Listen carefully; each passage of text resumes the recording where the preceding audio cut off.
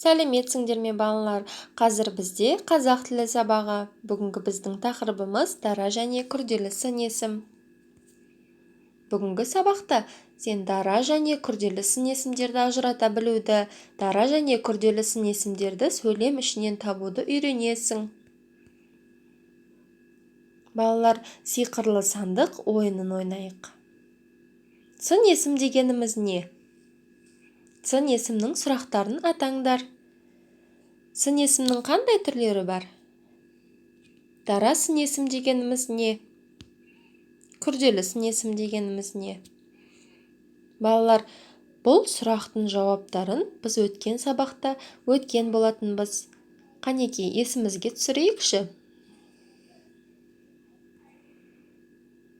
Бірінші тапсырмаға назар аударайық. Матынды түсініп оқыңдар. Әділ терең ой құшағында отыр. Оның бар арманы өскенде ұшқыш болу. Бірде құс болып ұшып кеткісі келеді.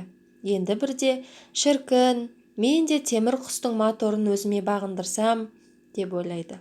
Ол үшін, дейді апайы, сабақты жақсы оқу керек, және спортпен шынығу міндетті шарт.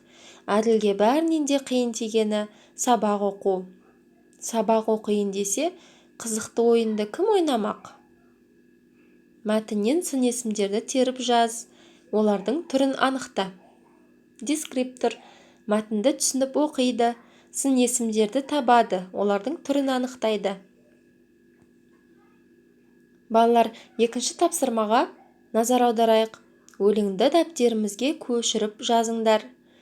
Нөсер жауып басылды, күннің көзі ашылды, қызыл жасыл киімді кемпір қосақ иілді.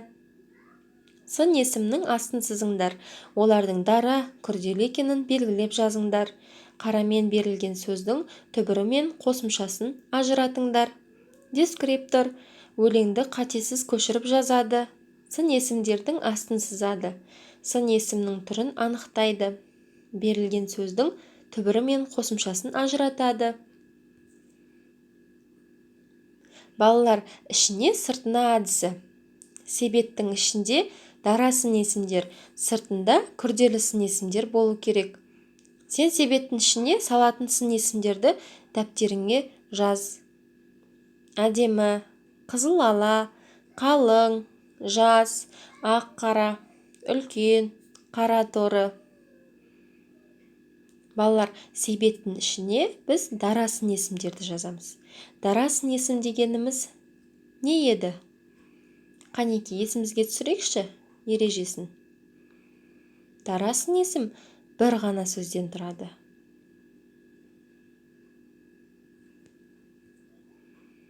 Балалар, үйге тапсырма 100-ші беттегі 10-шы жаттығу.